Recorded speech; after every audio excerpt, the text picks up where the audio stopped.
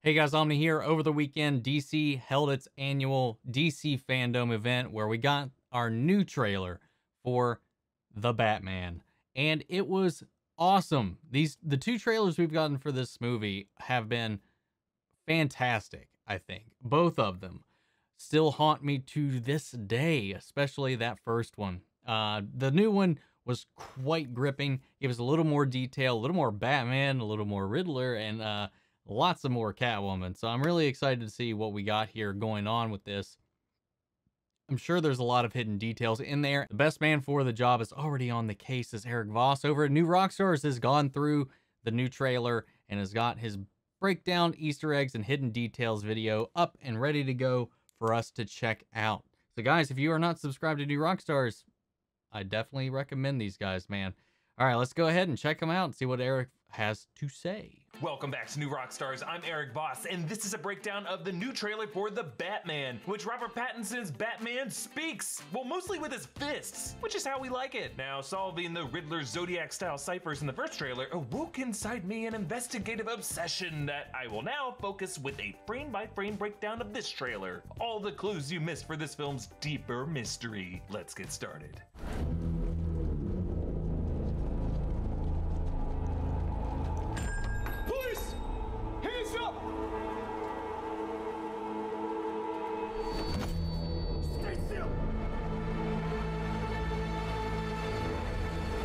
We open on Dude, this I can't wait rain-soaked to see corner in Paul Dano in this where role. enjoying a late-night latte is Paul Dano as Edward Nashton, this movie's Riddler, a serial killer inspired by the Zodiac Killer, both the real-life figure who may or may not have been recently identified, as well as the Zodiac's depiction in David Fincher's 2007 film. Now, notice how the rain is almost constant in this film whenever characters are on the lower levels, which I think is another element from director Matt Reeves paying homage to David Fincher, but instead of the director's Detective Noir 7. Every exterior shot in the city is covered with a heavy rain downpour, which Fincher did to underline the brutality of urban life. Now notice how you can see a sign for the Anchorage stop lower Gotham on the elevated train platform, which gives Gotham a sense of layers, a division between the elite and the underworld. Now actually Batman's Batcave is beneath all of this in the Wayne Terminus subway line, which was part of his family's original infrastructure for Gotham that we saw in the Batman Earth 1 comics, and apparently the subway line has all been abandoned. It could be that the sins of his father was really to sandwich all of the destitute of Gotham City into this surface level, stuck out in the rain, with the platforms weirdly left uncovered to expose the poor working class to the elements. Because they're on a train platform. Why are they being covered in rain? There's really no overhang there? Now, framed here in the diner window, Edward evokes another famous Edward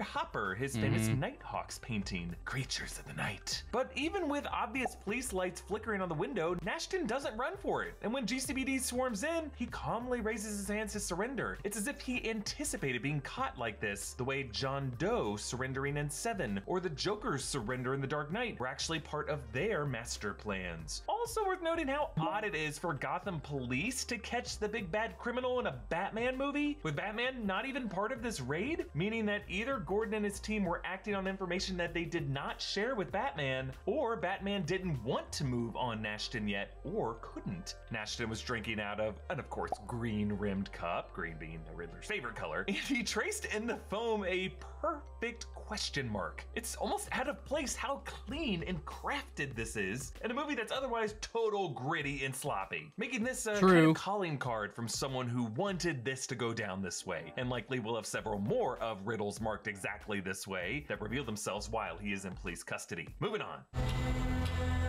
Fear is a tool. When that light hits the sky.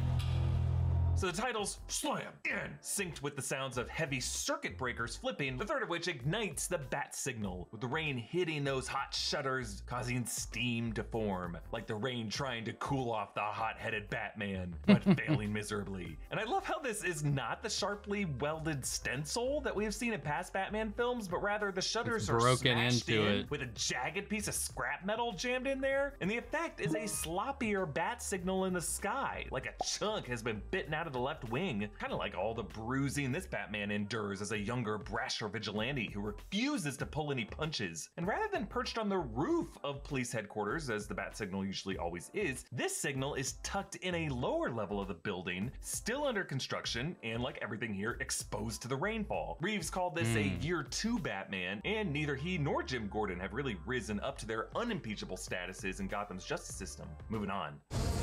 It's not just a call. It's a warning.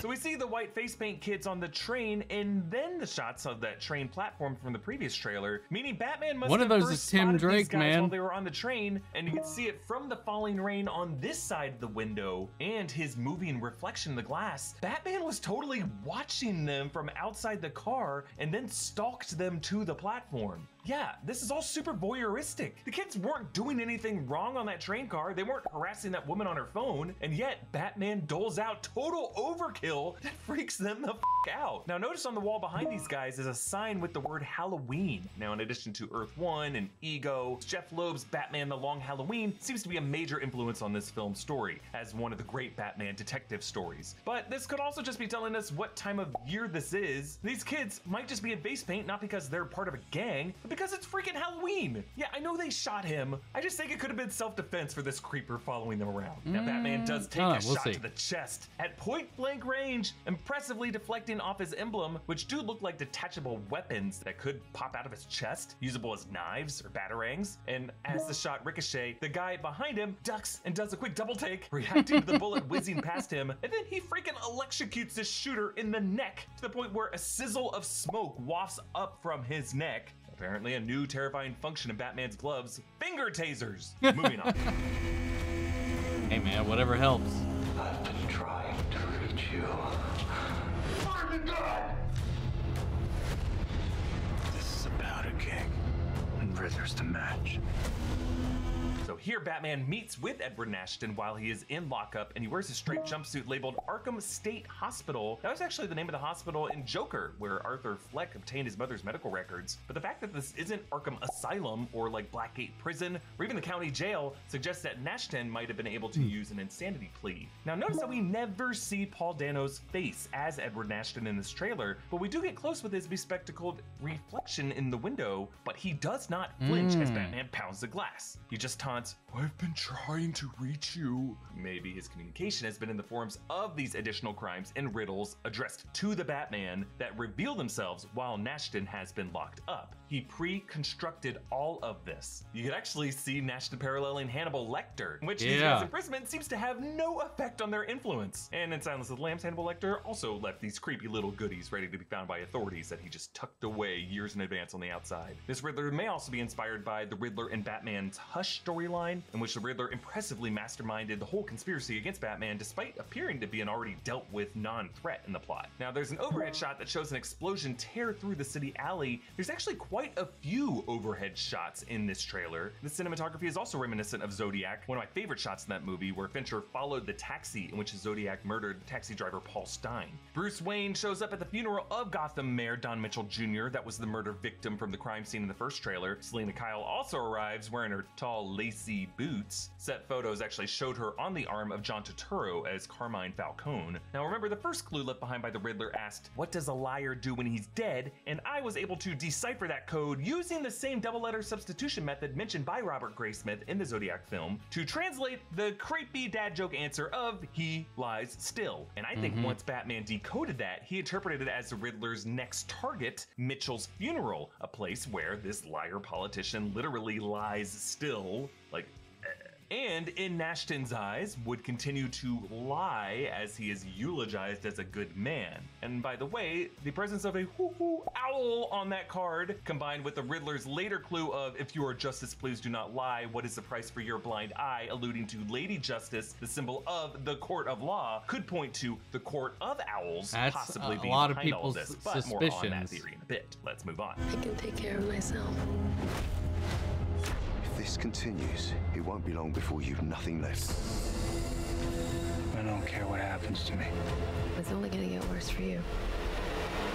Yeah, we see some of the romantic chemistry between Selina Kyle and Batman. This is actually in the same spot that Gordon beams the bat signal. You can see it over there on the right. And we see the many forms of Selina throughout this trailer. Her shorter hair, the wigs she wears in disguise. And we also see Colin Farrell as Oswald Cobblepot, not yet the Penguin. And the scarring on the right side of his face is even more severe, as if whatever slashed him across the cheek caused the muscles beneath to detach and droop. There's also some more recent abrasions on his head. And then in the shot of Andy Serkis as Alfred, this guy also has a nasty looking scar across his eyebrow. Is everyone in this movie getting in bar fights? Meanwhile, Bruce Wayne reads a newspaper. The masthead reads the Gotham Times with the name Mitchell across the banner, probably a headline reporting Mayor Mitchell's murder. And then Bruce lays out all of his Riddler evidence across the floor. I love these kind of shots. Now, I would say this is just like a brainstorming room, but there is police tape across the bottom left. So this might have been a crime scene that the cops already found, but now it looks like Bruce has taken over the space carrying spray paint. So he was the one to draw all of this out, I guess, desperately trying to get inside Nashton's mind. And it's interesting how he is at the center, right at the question mark, showing that Bruce Wayne is really at the heart of this mystery. And he's surrounded by the hatch marks that the Riddler, I guess, uses in his iconography, as we see in Matt Reeves' released character posters. Now, in the bottom left is written Mitchell for Mayor Don Mitchell, and photos, I assume, from his crime scene. Now, remember, on his walls were newspaper clippings of his recent mayoral re-election over opponent Bella Real, and framed newspaper front pages celebrating his bust of the Maroni crime family, who are rivals to the Falcones, making me think that Carmine Falcone might have helped Mitchell get re-elected. It is interesting how he shows up to pay his respects at his funeral. Coulson, of course, refers to District Attorney Gil Coulson, Peter Sarsgaard, who was that guy who was forced into plowing that SUV through Mitchell's funeral, and he was strapped with an explosive collar, an iPhone on his hand set to speaker mode, and "No More Lies" taped over his mouth, and then another riddle for Batman on his chest. Now, that SUV was marked with the letters DOA, which could be a bit of wordplay suggesting that the DA, the District Attorney, was DOA, dead on arrival. In the first trailer, we heard Nashton's voice saying, If you are justice, please do not lie. What is the price for your blind eye? and that audio sounded echoey as if it was playing from Golson's speakerphone, echoing in that church. And I think those are the words of the second riddle that is taped to his chest. The answer referring to Lady Justice, who is often depicted blind and carries the scales and the executioner's sword to behead the guilty. So the answer, going by the setup and punchline structure of the first riddle, is probably you get a head. And now we see Savage written on the floor, referring to Police Commissioner Peter Savage, played by Alex Ferns, who I think will be the next victim found beheaded. Actually, the photo to the left of the G in Savage looks like it could be a severed head. Now, the big clue here is outlined in a square, "The sins of my father," which Bruce wrote here, so he's referring to his father, Thomas Wayne, and I think it'd be connected to what Nashton told Bruce in the first trailer. You're part of this too. How am I part of it? You'll see. So what were Thomas gives me Wayne's chills, sins? man. Well, in the bottom right, there's the phrase, renewal is a lie. Matt Reeves has cited the movie Chinatown as an influence, and Chinatown's a great movie. It's the story of how corrupt LA leaders used water infrastructure to control the city in the 1930s. And now there's a ton of corruption and murder centered all around that. And notice how here, Nashton has been targeting specifically city leaders, the mayor, the DA, the police commissioner. And among those newspaper clippings that Nashton labeled lies in the first trailer, there was a sub-headline that read, "Seawall construction stalled." So I think that Gotham leaders were trying to push through a city renewal program that involved redoing the infrastructure of the city, but corruptly doing it in a way that would actually liquidate poor communities and cruelly target innocent people as criminals so that they could lock them up and steal their homes. That's why I think the Wayne Terminal that Batman's been using as a Batcave is abandoned, because his ancestors, the Wayne family, originally had an underground subway infrastructure that could have helped the city, but they shuttered it in order to redline people into these ghettos. And now city leaders have been leaning on their cozy relationship with an off-the-books enforcer to clear out these undesirables, an enforcer called the Batman. Now, I mentioned Court of Owls. I think there is a chance this movie could connect with the Court of Owls, an amazing comic storyline in which Bruce Wayne learns that his Wayne family was actually connected to a cult called the Court of Owls, who has been secretly running Gotham City from the shadows for centuries, police using an executioner named Talon. Now, Batman in this movie has similar quill-lined gauntlets that Talon wears. I'm just thinking it is possible that, thinking he was a good guy vigilante all this time, Batman has actually been doing the bidding of a corrupt police force, carrying out the vision of his cruel elitist father, and now he justifies as vengeance actually unjustified brutality against poor trick-or-treaters. Next clip. Whoa, take it easy, sweetheart. Hear everything they say, ain't you? Maybe we're not so different. Who are you under there? Yeah, we see more of this crazy violence as Batman beats the piss out of some security guards at what I think might be Cobblepot's nightclub, the Iceberg Lounge. Batman grabs the bat and hits the looks guard like a with the other end, factory to knocking out me. his earpiece. Vengeance. Vengeance for what? I don't Even know. Cobblepot is like, hey, take it easy, sweetheart. He accuses him of being exactly what the ghost stories describe him as. And it might be true. On to the next clip.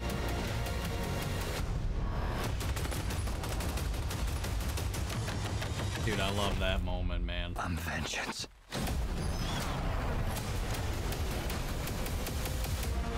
Here, Selena leaps off this ledge. Again, this is the same building where Gordon lit the bat signal from. Actually, in the lower right of frame, you can see Batman wrestling with someone wearing glasses. This could be Nashton That looks like- after his release from that prison. looks like then Gordon Batman to me. viciously charges down a fancy hallway. He's just Maybe gobbles tackling, up those noticing bullets both with of them on the only light rooftop coming messing from with the light. gunfire. I love this. Actually, the director of photography on this film was Greg Fraser, who was the same guy who shot the movie Rogue One in a number of Mandalorian episodes, and with Michael Giacchino's score evoking the Imperial March from Star Wars. Yeah, this totally seems like a recreation of Darth Vader's blackout kill box in the quarter, one of my favorite Star Wars sequences at the end of Rogue One, shot by the same cinematographer. Dude. And we see the Batmobile this movie, an awesome looking muscle car. I love how they put the camera in these impossible close-ups right on the Batman's hand as he cranks up the engine, like increasing the burn of a jet engine, and then somehow gets the camera right there at his feet as he stomps on the accelerator, meaning that they had to rig up a version of this car that was like a cross-section of it that didn't have the rest of the body of the car. Moving on. What's black and blue and dead all over?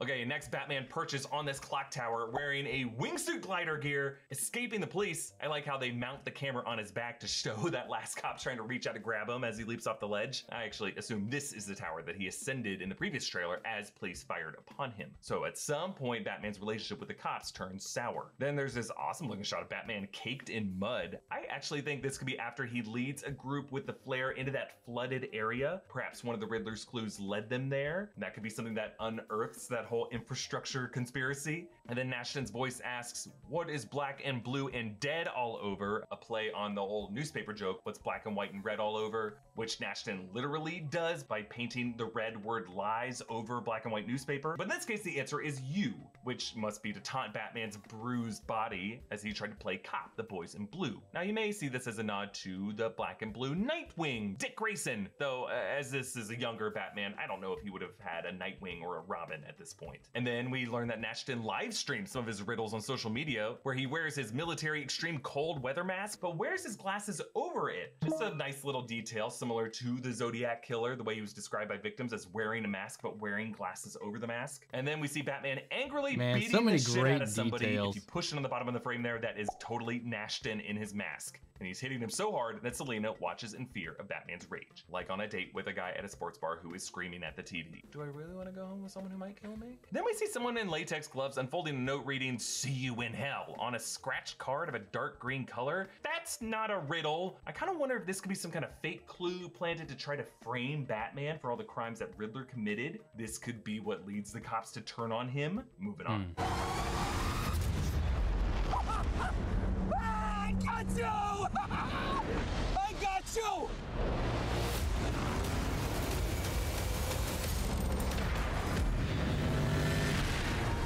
Yeah, this rules. I like how Cobblepot celebrates, kind of like Two-Face in Batman Forever, when he thought that he had burned Batman alive just to have him leap out of the flames. By the way, that Val Kilmer Batman suit was the same one that Robert Pattinson tried on for his screen test when he was auditioning for this role. And then on to the last part. I love this shot, that upside down shot from Penguin's point of view. Nice. The framing of Batman walking up to Cobblepot upside down like a bat hanging in a cave. The complete embodiment of fear. And on that title card, that bat emblem is laid inside the text with its wings and hinges and segments, kind of like the bat emblem on his chest. But that central region with the pointed ears looks less mechanical and more hand-drawn, almost like a sketch of a child or the monster under his bed. In this film, having a title like The Batman, it's referring to the vigilante as a folk legend feared by Gotham's underworld, which is why I think this Batman might be more of a monstrous lie, working in the shadows of Gotham, more of a villain than Bruce Wayne may realize. You can support New Rockstars by checking out our merch options at newrockstarsmerch.com. Great breakdown as always. I love the symbolism they brought up, all of the homages that he pulled out of there, that they pulled up at the Fincher, to the Zodiac Killer, to Hopper, to the framing, to Rogue One. I didn't know that they had the same cinematographer on this movie. That definitely makes sense. And I definitely hear, because I saw some people like saying like they heard the Imperial March in it, and like I kind of get it, I kind of feel it, but I mean it makes sense to me now. But man, this theme, the music and the imagery in it is just singed into my brain. Like I just hear that dun dun dun dun dun in my brain echoing. It might be because I'm crazy. Ever since seeing the trailers, like even the first time, the first trailer, I could not get that the blind eye line read from the Riddler out of my head. I just loved the way that was delivered. And you know, who knows? I always find it interesting whenever they do these storylines where they try to connect to the Waynes to something corrupt or whatever, because the Waynes have always been kind of perceived as these genuine people who've tried to help Gotham, and sometimes in separate stories they get roped into trying to do that, but because of how Gotham is, they've had to kind of compromise themselves. Like, you know, with Long Halloween, they were in bed with I think Carmine Falcone at some point or another, and of course there's obviously the Court of Owls that they were a part of, but they were also trying to do right by the city with that influence and that power. And then in other cases, they were just doctors. They were just heads of infrastructure running Wayne Industries and all that kind of stuff, you know, trying to benefit the city that way. You know, there's a lot of different takes on the Waynes, and I'm really curious to see what direction they actually go with this. Now, do I think they'll actually go into the Court of Owls? Maybe. I mean, they could. There's a lot of court imagery in here, like with the blind justice, with the owl on the envelope or on the card that the Riddler wrote the riddle on. But that I still feel like that might be a little bit of a stretch. But then again, you have that underground infrastructure going on in here that could lead into it. Or it might just be like the Long Halloween situation where they were kind of, whether they wanted to be or not, tied to these crime families and got funding through them and helped in certain situations. And maybe that's why they are wrapped in with this. And that's what Bruce is going to learn, that, you know, for good or worse, they had to play by certain rules. And maybe it led to a lot of these people abusing their power elsewhere. Don't know. We'll just have to wait and find out. I love what we see. I love the fights that we've seen so far. He's quick. He's brutal. He's definitely using that fear. Selina looks great. I like the concept that they're going through with Riddler in this. Very Hannibal Lecter. Very much like this person that's in control, that's laid out this groundwork that it doesn't matter, caught or not.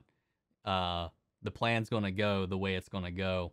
And I'm curious to see how Cobblepot evolves into Penguin. Maybe not by the end of the film, but I think they've talked about a spinoff focusing around that character. I don't think it was supposed to be in the GCPD show. I think they were actually talking about a separate spinoff that would focus on this version of Penguin.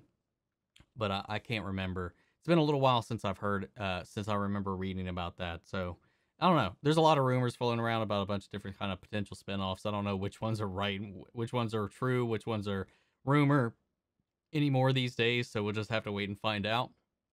But I think this movie is gonna blow us away. I'm looking forward to it. But guys, what did you think of the trailer? What did you think of the breakdown? Sound out in the comments. Let me know your thoughts down below. We'll carry on the conversation after the video. Remember, you can join the Discord and we can carry on that conversation there as well. Make sure to subscribe to New Rockstars if you're not already.